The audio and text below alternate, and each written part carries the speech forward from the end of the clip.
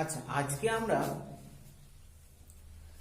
Semiconductor and electronics অর্থাৎ অর্ধপরিবাহী চ্যাপ্টারের কিছু জিনিস আলোচনা করব। তো এটা আমাদের আজকের দিনের জন্য এটা প্রথম ক্লাস। তো দেখো, অর্ধপরিবাহী কি সেটা জানতে গেলে আমাদের তার আগে কতগুলো জায়গা একটু জানতে হবে। যেটা হলো, পরিবাহী কাকে বলে, অন্তরক কাকে বলে, তারপর আমরা জানবো অর্ধপরিবাহী কাকে বলে। এখন পরিবাহী বলতে কি? যে সমস্ত পদার্থ তড়িৎ পরিবহন করতে পারে ভালোভাবে। তো পরিবহন করে কে? পরিবহন করার জন্য দায়ী একমাত্র ইলেকট্রন। এখন কোন ইলেকট্রন? যে ইলেকট্রনগুলো ফ্রি ইলেকট্রন।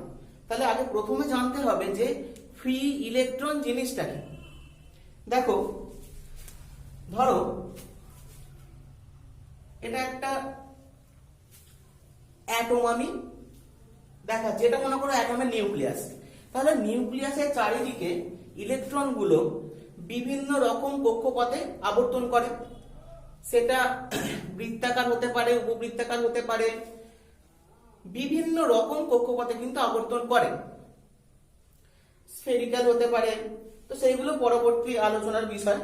তো মনে করো আমি ধরে নিলাম যে বৃত্তাকার কক্ষপথে আবর্তন করছে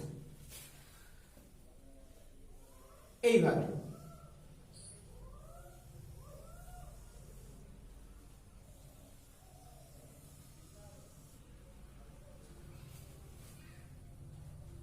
তো এখানে তো ইলেকট্রন আছে। তো এই ইলেকট্রনগুলো কি পরিবহন করতে পারে? পারে না। তাহলে কারা পারে?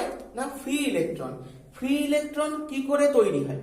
দেখো, এই যে ইলেকট্রনগুলো যেগুলো পরমাণুর মধ্যে আবদ্ধ অবস্থায় আছে, অর্থাৎ পরমাণুর স্ট্রাকচারের মধ্যে ঘুরছে, সেই ইলেকট্রনগুলোকে বলা হয় বন্ড ইলেকট্রন। অর্থাৎ তারা পরমাণুর মধ্যে আবদ্ধ অবস্থায় আছে। এবার কোনো কারণে এক্সটার্নাল কোনো এনার্জি যদি ওর উপর দেওয়া যায়, মনে করো একটা এক্সটার্নাল এনার্জি আমি দিলাম, এইচ নিউ মনে করো, তো তখন কি হয় না, মোটামুটি আউটার মোস্ট অরবিটের যে লুজলি বন্ড ইলেকট্রন, তার মধ্যে একটা আধটা ওই বন্ড ভেঙে বেরিয়ে আসে।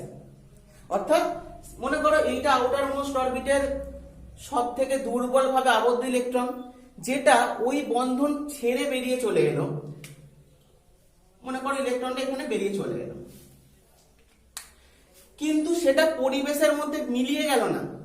কোথায় গেল না, মনে করো এই পেনটা একটা মেটাল, এর মধ্যে কয়েক কোটি হয়তো অ্যাটম রয়েছে। তো সেই জায়গা থেকে প্রত্যেকটা অ্যাটম থেকে বা কিছু অ্যাটম থেকে কিছু ইলেকট্রন ফ্রি হয়ে গেল, হয়ে গিয়ে তারা আর পার্টিকুলার একটা অ্যাটমের মধ্যে কিন্তু বন্ড অবস্থায় রইল না। তারা করলো কি, এই গোটা যে মেটালটা রয়েছে তার মধ্যে ঘোরাফেরা করতে শুরু করলো।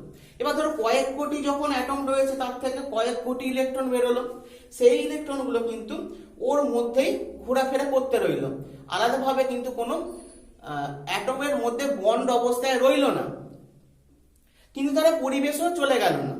তো এই যে ইলেকট্রনগুলো, এইগুলোর উপর কিন্তু অ্যাটমের নিউক্লিয়াসের আর সেই রকম ভাবে কোনো ইনফ্লুয়েন্স থাকে না। কোন রকম তাদেরকে আকর্ষণ করে নিজের কক্ষপথে ধরে রাখা বা কন্ট্রোলটা থাকে না। তো সেইগুলো ইতস্তত ঘোরাফেরা করতে থাকে, সেইগুলোকে বলা হয় ফ্রি ইলেকট্রন। তো অনেক ইলেকট্রন একসাথে এইভাবে ঘোরে, তো ওটাকে অনেক সময় ইলেকট্রন সিও বলা হয়, সমুদ্র। তো দেখো, সেই যে ফ্রি ইলেকট্রন এইগুলো পরিবহন করতে পারে। এখন এখান থেকে বোঝা যায় যে সমস্ত পদার্থের ফ্রি ইলেকট্রনের সংখ্যা বেশি তারা সুপরিবাহী, অর্থাৎ বেশি পরিমাণে পরিবহন করতে সক্ষম। আর যাদের সংখ্যা অনেক কম, তারা খুব একটা ভালো পরিবহন করে না, বা তারা অন্তরক পদার্থ। এবার দেখো, এইখানেতে যে এনার্জিটা আমি বাইরে থেকে দিলাম, সেই এনার্জিটা কিন্তু মেটাল ওয়াইজ বা অন্য কোনো যে কোনো পদার্থ পদার্থ বিভিন্ন রকম যদি হয়, তাহলে এই এনার্জিটা বিভিন্ন রকম লাগে ইলেকট্রনকে ফ্রি করতে। তো মনে করো খুব কম এনার্জিতে কেউ ফ্রি হয়ে গেল, আবার কেউ কেউ হয়তো অনেকটা এনার্জি দিলে তবে সে ফ্রি হতে পারে। তো সেই জায়গায় আমরা কিছু এনার্জি ব্যান্ড ইমাজিন করে থাকি, সেইগুলোকে কি বলা হয়, যে দেখো একটা আমি ড্র করলে বুঝতে পারবে।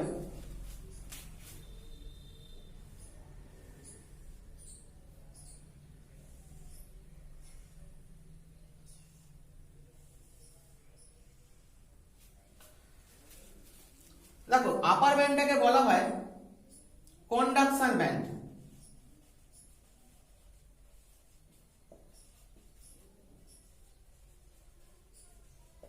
বা এটাকে কি বলা হয়, পরিবহন পটি।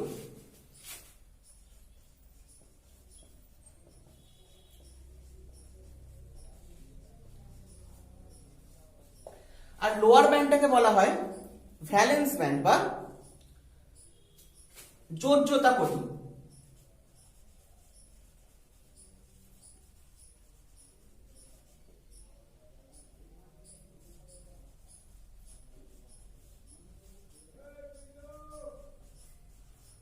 তো জিনিসটা কিরকম, আমরা এখানে বোঝাতে চাইছি, ধরো একটা ইলেকট্রন এই কক্ষের চারিদিকে ঘুরছে, তার একটা এনার্জি স্টেট আছে, একটা ইলেকট্রনের একটা নিজস্ব এনার্জি রয়েছে।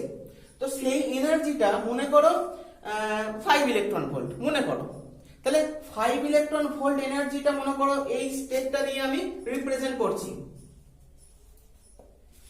অর্থাৎ ইলেকট্রনের যখন বন্ড অবস্থায় আছে তখন তার যা এনার্জি সেটা মনে করো 5 ইলেকট্রন ভোল্ট মনে করো।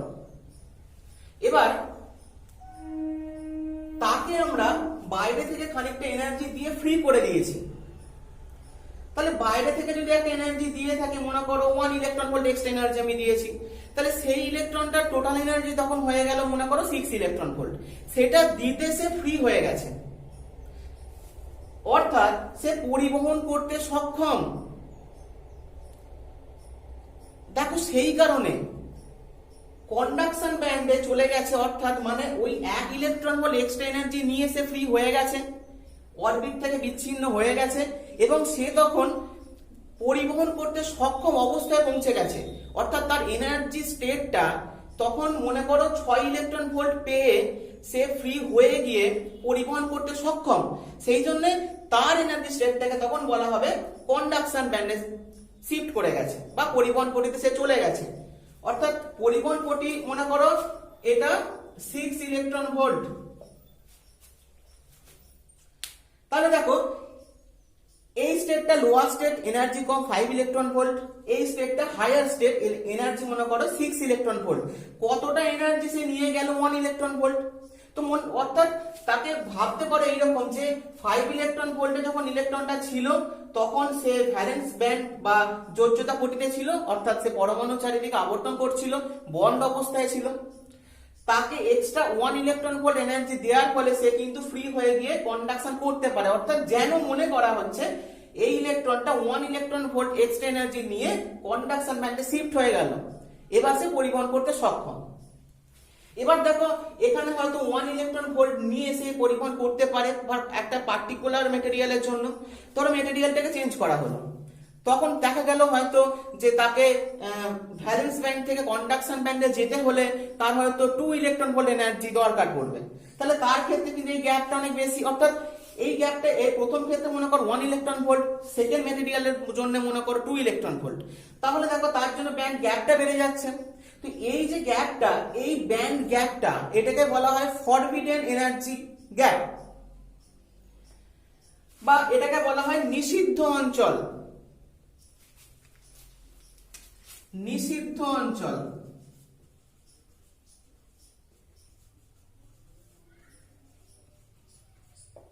ফরবিডেন।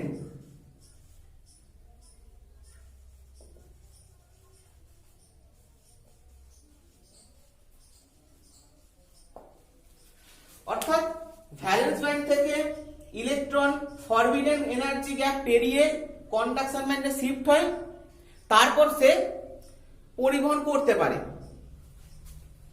তো তো এই যে এনার্জি স্টেট গুলো এগুলো আমরা ইমাজিন করে নিই। এইবার দেখো এই যে গ্যাপটা ফরবিডেন এনার্জি গ্যাপ বা নিষিদ্ধ অঞ্চল, এই গ্যাপটা যার যত বেশি হবে তাকে তত বেশি পরিমাণে এনার্জি দিলে তবে সে কন্ডাকশন ব্যান্ডে শিফট করবে এবং পরিবহন করতে পারবে। তো এই থিওরির উপর বেস করে আমরা কিন্তু কন্ডাক্টর, সেমি কন্ডাক্টর বা ব্যাড কন্ডাক্টর এর ক্লাসিফিকেশন গুলো করতে পারি। দেখো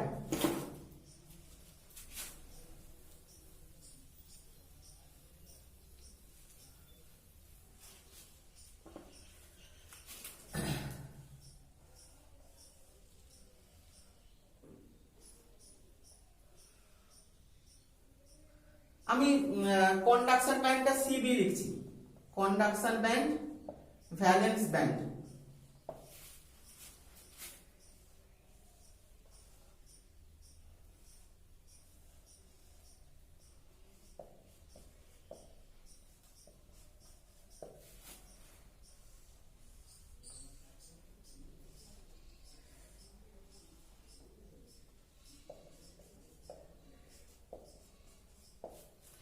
দেখো আমি তিন ধরনের ব্যান্ড স্ট্রাকচার আমি এখানে ড্র করেছি। প্রথমটার জন্য দেখো কন্ডাকশন ব্যান্ড আর ভ্যালেন্স ব্যান্ড এর মধ্যে মানে এই যে ফরবিডেন যে গ্যাপটা অর্থাৎ নিষিদ্ধ অঞ্চলটা প্রায় নেই, যেন মনে হচ্ছে কন্ডাকশন ব্যান্ড আর ভ্যালেন্স ব্যান্ড পরস্পর উপরিপাতিত অবস্থায় রয়েছে। অর্থাৎ একে ভ্যালেন্স ব্যান্ডে যে ইলেকট্রনটা আছে তাকে প্রায় এনার্জি না দিলেই, মানে অতি অল্প এনার্জি দিলেই সে কিন্তু কন্ডাকশন ব্যান্ডে চলে যেতে পারে, অর্থাৎ ফ্রি ইলেকট্রন তৈরি করে ফেলতে পারে। তো সেই সমস্ত মেটেরিয়াল গুলোকে বলা হয় কন্ডাক্টর বা পরিবাহী। যেমন বিভিন্ন মেটাল হতে পারে, অর্থাৎ তাদের ইলেকট্রন গুলো যেগুলো বন্ড ইলেকট্রন সেগুলো নর্মালি মানে পরিবেশ থেকে অল্প যে এনার্জি পাচ্ছে তাতেই সেই এনার্জি নিয়ে সে এই ভ্যালেন্স ব্যান্ড থেকে নিষিদ্ধ অঞ্চল পেরিয়ে কন্ডাকশন ব্যান্ডে শিফট হতে সক্ষম, অর্থাৎ অতি অল্প এনার্জি দিলেই সে কন্ডাকশন ব্যান্ডে চলে যায় বা ইলেকট্রন ফ্রি হয়ে যায়। সেই কারণে তারা সুপরিবাহী। ঠিক আছে, যে কোনো মেটাল। এবার ধরো এই ব্যান্ড গ্যাপটা যদি একটু বেশি হয়ে যায়, এতটাই বেশি যে ধরো আমি যত এনার্জি দিই না কেন কন্ডাকশন ব্যান্ডে সে শিফট হতে পারে না, প্রায় পারে না, অর্থাৎ ইলেকট্রন ফ্রি হতে পারছে না যত বেশি এনার্জি দিই না কেন, সেই সমস্ত মেটেরিয়াল গুলোর ফ্রি ইলেকট্রন আমরা প্রায় পাবো না, ফলে তারা পরিবহন করতেও পারবে না, খুব অতি কম পরিবহন করতে পারবে, মানে একদমই প্রায় পারবে না। সেই সমস্ত মেটেরিয়াল গুলোকে বলা হয় ব্যাড কন্ডাক্টর বা অন্তরক বা কুপরিবাহী। তাহলে দেখো এইটা হলো কন্ডাক্টর বা পরিবাহী।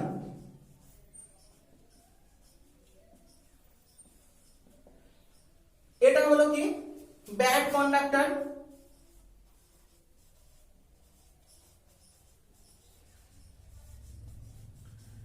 বা অন্তরক। এবার এই দু ধরনের মেটেরিয়ালের থেকে আলাদা, অর্থাৎ কন্ডাক্টরের মতো ব্যান্ড গ্যাপ প্রায় নেই এরকমও নয়, এবং ব্যাড কন্ডাক্টরের মতো ফরবিডেন এনার্জি গ্যাপটা অত্যন্ত বেশি সেরকমও নয়। ঠিক এদের মাঝামাঝি অবস্থায় কিছু মেটেরিয়ালকে পাওয়া যায়, অর্থাৎ যাদের এই গ্যাপটা কন্ডাক্টরের থেকে বেশি, ব্যাড কন্ডাক্টর বা অন্তরকের থেকে কম, তাদেরকে বলা হয় সেমি কন্ডাক্টর বা অর্ধ পরিবাহী। তো মোটামুটি ধরো আমি একটা অ্যাপ্রক্সিমেট রেঞ্জে যদি ভাবি, সাধারণত দেখবে এই গ্যাপটা যেটা সেমি কন্ডাক্টরের জন্য বলছি সেটা মোটামুটি ওই 0.2 থেকে 2.5 ইলেকট্রন ভোল্ট এই রেঞ্জে থাকে সাধারণত। ব্যাড কন্ডাক্টরটা মোটামুটি ধরতে পারো 9 ইলেকট্রন ভোল্টের বেশি এনার্জি গ্যাপ থাকে। তাহলে মোটামুটি এই ব্যাড কন্ডাক্টরের ভ্যালেন্স ব্যান্ড থেকে কন্ডাকশন ব্যান্ডে ইলেকট্রন শিফট হতে প্রায় পারে না।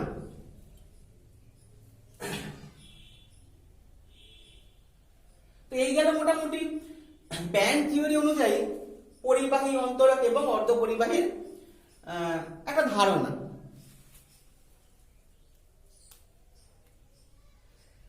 এইবার যে জিনিসগুলো আমরা আলোচনা করব,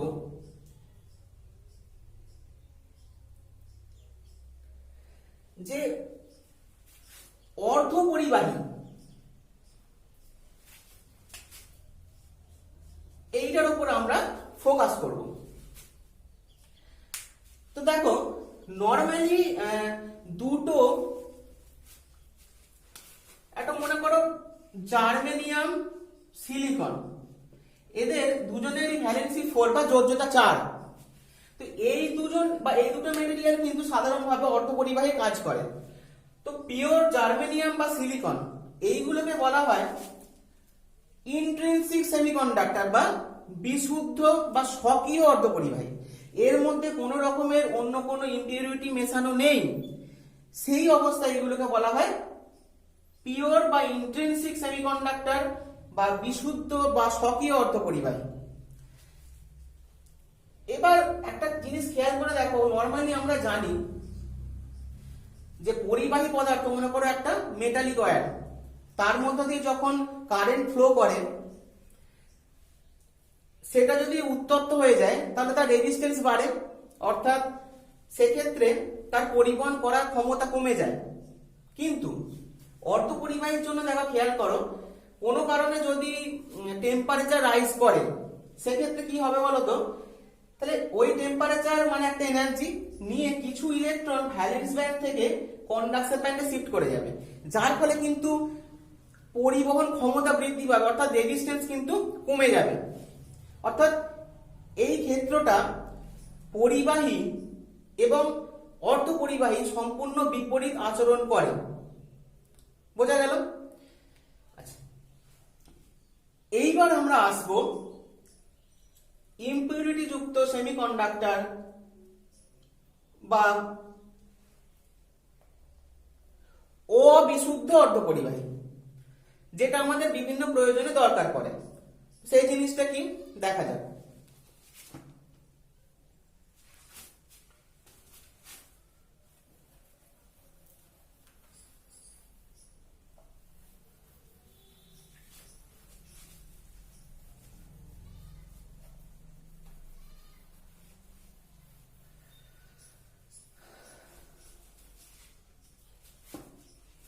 মনে করো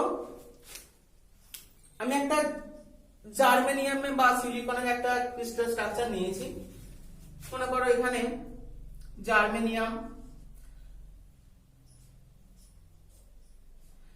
জার্মেনিয়াম এইভাবে ক্রিস্টাল ফর্মে বা ল্যাটিস ফর্মে রয়েছে।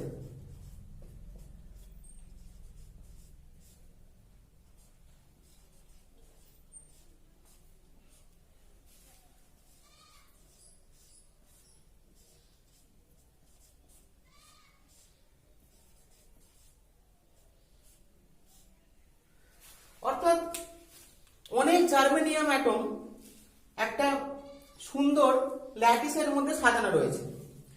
তো জার্মেনিয়ামের যোজ্যতা কত না 4। এবার আমরা যদি একটা পেন্টাভ্যালেন্ট বা পঞ্চযোজী পরমাণু বা দ্রব্য যদি এর মধ্যে ডোপিং করাই বা ডোপ করাই, অর্থাৎ এর মধ্যে যদি আমি প্রবেশ করাতে পারি সেই ল্যাটিসের মধ্যে, তাহলে দেখো বিষয়টা কিরকম হবে। পঞ্চযোজী মৌল মনে করো ফসফরাস হতে পারে, আর্সেনিক হতে পারে, তো মোটামুটি ওই নাইট্রোজেন শ্রেণী মানে নিত্রোজেন যেটাকে বলে তার অন্তর্গত যে কোনো মৌল হতে পারে। মনে করো আমি ফসফরাসের কথাই ভাবছি, তো এখানে একটা ফসফরাস আমি এখানে প্রবেশ করিয়ে দিলাম। এবার কি হবে দেখো, ফসফরাসের ভ্যালেন্সি 5, তো মানে এইখানে তার এইভাবে আমরা ভাববো যে সে 5টা ইলেকট্রন পেয়ার তৈরি করতে সক্ষম, অর্থাৎ ওর 5টা হাত রয়েছে যেটা অন্য জনের সাথে বন্ড করতে চাইছে। তো এবার দেখো কোনো কারণে একটা ফসফরাস এই জার্মেনিয়ামকে সরিয়ে এই জায়গায় এলো, ফসফরাস খেয়াল করো। তাহলে দেখো ফসফরাসের যেহেতু পাঁচজনের সাথে 5টা জার্মেনিয়ামের সাথে বন্ড করতে সক্ষম, কিন্তু সে পাচ্ছে তার চারপাশে 4টে জার্মেনিয়াম, অর্থাৎ একটা এক্সেস ইলেকট্রন রয়ে যাচ্ছে, যে ইলেকট্রনটা কিন্তু কারোর সাথেই বন্ড করতে পারছে না, সেই ইলেকট্রনটা এইখানে মনে করো এক্সট্রা রয়ে গেল। তো এইবার কি হয়, ধরো আমি যদি ফসফরাস, তো একটা ফসফরাস অ্যাটমকে আমি ডোপ করছি না, সেখানে অনেক আছে এই ক্রিস্টালের মধ্যে, তো সেই জায়গায় প্রচুর এক্সেস এরকম ইলেকট্রন চলে আসে। তো যখন আমি একটা পেন্টাভ্যালেন্ট একটা এলিমেন্টকে আমি ডোপ করাচ্ছি যেখানে এক্সেস ইলেকট্রন ক্রিয়েট হয়ে যাচ্ছে, তো সেই অবস্থায় এটা তো একটা ইম্পিউরিটি, তো অর্থাৎ এই যে এক্সেস ইলেকট্রনটা পাচ্ছি, এই ফরম্যাটটাকে বলা হচ্ছে এন টাইপ সেমিকন্ডাক্টর।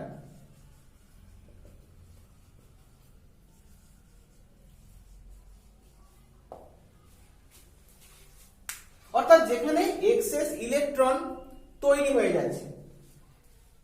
ঠিক যদি আমরা একটা ট্রাইভ্যালেন্ট বা ত্রিযোজী এলিমেন্ট মনে করো, সেটা হতে পারে বোরন, অ্যালুমিনিয়াম, যদি ডোপ করাই তাহলে কি তফাৎটা বলতে দেখো, খেয়াল করে মনে করো এখানে একটা বোরনকে আমি ডোপ করিয়েছি, তাহলে দেখো সে পাশাপাশি 3টে জার্মেনিয়ামের সাথে বন্ড করতে সক্ষম, কিন্তু একটা বন্ড করতে পারছে না, কারণ তার বন্ড করার মতো এক্সেস ইলেকট্রন নেই। অর্থাৎ একটা জায়গা যেন একটু ফাঁকা অবস্থায় রয়ে যাচ্ছে। এখানে দেখো 4টে জার্মেনিয়াম তার চারদিকে আছে, কিন্তু সে 3জনের সাথে বন্ড করতে পারলো, একজনের সাথে পারলো না ইলেকট্রনের অভাবে। তো সেই জায়গায় ইলেকট্রনের যে অভাবটা বা ফাঁকা স্থানটা, সেই ফাঁকা স্থানটাকে বলা হচ্ছে হোল বা গর্ত। সেটা একটা ফাঁকা স্থান তৈরি হয়ে গেল, তো সেটাকে আমরা এইভাবে প্রকাশ করছি। এইভাবে ফাঁকা তো কিছু হয় না, আসলে এটাকে প্রকাশ করা এইভাবে একটা ফাঁকা স্থান যেন তৈরি হয়ে গেল। এখন এইভাবে যদি আমরা ভাবি যে এক্সেস ইলেকট্রন মানে নেগেটিভ চার্জ, তাহলে ফাঁকা স্থান মানে ঠিক তার উল্টো পজিটিভ চার্জ, এরকম মনে করতে পারি। মানে ধরো কি হয়, ইলেকট্রন যখন শিফট করে যায়, তখন যে জায়গা থেকে শিফট করলো সেই জায়গাটা একটা হোল সৃষ্টি হলো, ফাঁকা অবস্থান সৃষ্টি হলো। তাহলে তখন ইলেকট্রন এই অবস্থান থেকে এই অবস্থানে যে শিফট করে গেল, তখন এই জায়গাটা ফাঁকা হয়ে গেল। এবার দেখো পার্শ্ববর্তী এলাকা থেকে আর একটা ইলেকট্রন এসে ধরো এই ফাঁকা স্থানটাকে দখল করলো, তখন এই জায়গাটা ফাঁকা হয়ে গেল। অর্থাৎ যেন ইলেকট্রন যদি এইদিকে শিফট করে, হোলগুলো যেন তার বিপরীত দিকে শিফট করতে শুরু করে, এরকম একটা ভাবা যেতে পারে। আর সেই সেন্সে কিন্তু আমরা হোলকে পজিটিভলি চার্জ একটা মনে করতে পারি আমাদের সুবিধার্থে। অর্থাৎ এইটা খেয়াল করবে যে ধরো, তো যেটাই ফাঁকা স্থান বা হোল সৃষ্টি, আচ্ছা এই যে আমরা ফাঁকা স্থান পেলাম, সেই ফাঁকা স্থান যেটা হোল পেলাম, তো সেইভাবে যে সেমিকন্ডাক্টরটা সৃষ্টি হলো সেটাকে বলা হচ্ছে পি টাইপ সেমিকন্ডাক্টর। অর্থাৎ যখন এক্সেস ইলেকট্রন পাচ্ছি, তখন যে কন্ডাক্টর সৃষ্টি করা হলো, অর্থাৎ যেটা ডোপিং করার পর সেটাকে বলা হলো এন টাইপ এক্সেস ইলেকট্রন পাচ্ছি, এবং যেটা আমরা এক্সেস হোল পাচ্ছি, সেই যে সেমিকন্ডাক্টরটা তৈরি হলো সেটাকে বলা হচ্ছে কিনা পি টাইপ সেমিকন্ডাক্টর। অর্থাৎ এখন এইগুলোকে অবিশুদ্ধ অর্ধপরিবাহী বা এক্সট্রিনসিক সেমিকন্ডাক্টরও বলা হয়। এবার যে দেখো আমরা এক্সেস ইলেকট্রন পাচ্ছি বা এক্সেস হোল পাচ্ছি, সেই যে ইলেকট্রন বা সেই যে হোলগুলো যে এনার্জি স্টেটটায় আছে, সেই স্টেটটা আমরা একটা ওই ব্যান্ড থিওরি যে স্ট্রাকচারটা আনলাম, সেই জায়গায় কিরকম দেখাবে আগে দেখা যাক।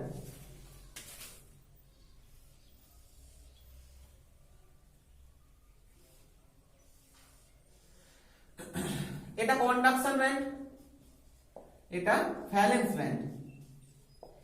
এখন দেখো এন টাইপ সেমিকন্ডাক্টরে যে এক্সেস ইলেকট্রন গুলো পেলাম, সেই ইলেকট্রন গুলো যে এনার্জি স্টেটটা পেলো, সেই এনার্জি স্টেটটা কিন্তু ভ্যালেন্স ব্যান্ডের থেকে একটু হায়ার স্টেট হবে, কারণ তারা কিন্তু আর পরমাণুর মধ্যে বন্ড অবস্থায় নেই।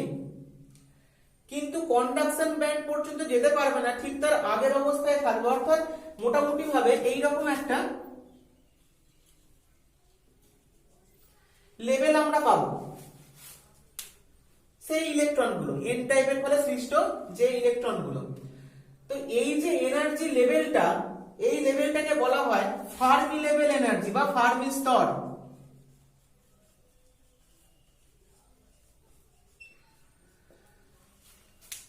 অর্থাৎ এন টাইপ সেমিকন্ডাক্টর সৃষ্টি করার দরুন যে এক্সেস ইলেকট্রন গুলো পেলাম, সেই ইলেকট্রন গুলোর যে এনার্জি স্টেট সেটা হলো ফার্মি লেভেল এনার্জি স্টেট বা এনার্জি স্তর।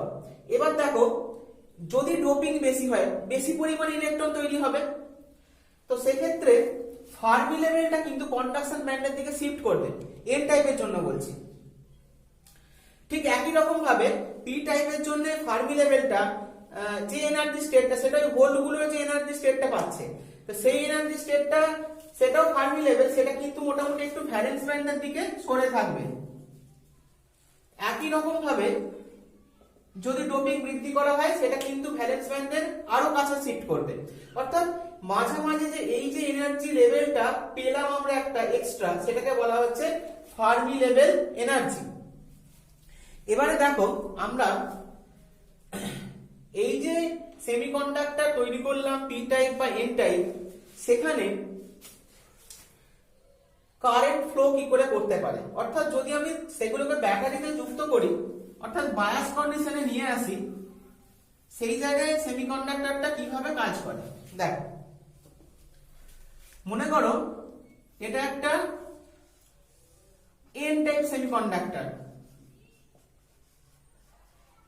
এন টাইপ সেমিকন্ডাক্টর অর্থ সেখানে প্রচুর এক্সেস ইলেকট্রন আছে। মনে করো সেই ইলেকট্রন গুলো এরকম। এবার এটাকে আমি ব্যাটারির সাথে যুক্ত করলাম। তাহলে দেখো তো, ব্যাটারির সাথে যুক্ত করার ফলে ইলেকট্রন গুলো যেহেতু নেগেটিভলি চার্জ, তারা ব্যাটারির পজিটিভ এন্ডের দিকে সরতে শুরু করবে, অর্থাৎ ইলেকট্রন গুলো এই বরাবর আসতে শুরু করবে। আর বাইরের সার্কিটে কারেন্ট কোন দিকে ফ্লো হচ্ছে, পজিটিভ টু নেগেটিভ, মানে এই দিকে।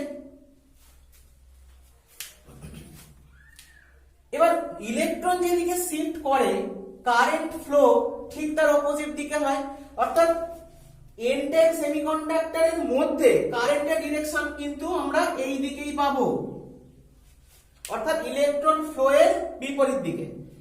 তো এইভাবে কিন্তু বাইরের সার্কিটে যে ডিরেকশনে কারেন্ট ফ্লো করবে, এন টাইপ সেমিকন্ডাক্টরের মধ্যেও সেই দিকেই কারেন্ট ফ্লো করবে।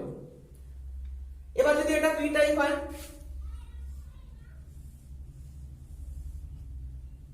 সেখানে কি আছে, এক্সেস হোল আছে। তো হোলগুলোকে আমি পজিটিভলি চার্জ ভাবতে বললাম, এটা পি টাইপ। এবারে দেখো, একে যদি আমি ব্যাটারি দ্বারা যুক্ত করি, সেক্ষেত্রে ব্যাটারির পজিটিভ এন্ডের থেকে যেহেতু পি টাইপের এই হোলগুলো পজিটিভলি চার্জ, তো সেই দিকে ব্যাটারি যেটা পজিটিভ এন্ড তার বিপরীত দিকে সরতে শুরু করবে বিকর্ষণের ফলে, অর্থাৎ এই দিকে সরতে শুরু করবে। বাইরের সার্কিটে কারেন্টের ডিরেকশন দেখো যেদিকে, ওর মধ্যেও কিন্তু সেই দিকেই কারেন্টটা ফ্লো করতে শুরু করলো। অর্থাৎ এইভাবে কিন্তু আমরা যে এক্সট্রিনসিক সেমিকন্ডাক্টর বা অবিশুদ্ধ অর্ধপরিবাহী পেলাম পি টাইপ বা এন টাইপ, সেগুলোকে ব্যাটারিতে যদি আমরা কানেক্ট করি, তাহলে তার মধ্য দিয়ে এইভাবে কিন্তু কারেন্ট ফ্লো হবে।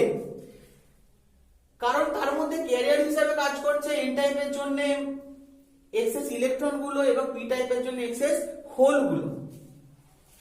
এবার এর পরবর্তী ক্ষেত্রে যে জিনিসগুলো আমরা পাবো আস্তে আস্তে, সেগুলো হলো এই যে ধরো পি টাইপ এবং এন টাইপ যখন আমরা একসাথে জুড়ে দেবো, জোড়ার বিভিন্ন প্রসেস আছে, এমনি ধরে আঠা দিয়ে জুড়ে দিলে তো হয় না। তো সেই জায়গায় আমরা একটা পোর্শন পি পাবো, একটা এন পাবো, সেই জায়গা থেকে পিএন সংযোগ ডায়োড পাবো। আবার দুটো ডায়োডকে আমরা একসাথে জোড়ো করে সেখান থেকে ট্রানজিস্টর পাবো, তার বিভিন্ন প্রপার্টি গুলো পাবো আস্তে আস্তে। সেগুলো আমরা নেক্সট ক্লাসে পরের পর দেখতে থাকবো যে কি করে এই জিনিসগুলো আমরা পাচ্ছি। তো আজকে এই পর্যন্তই।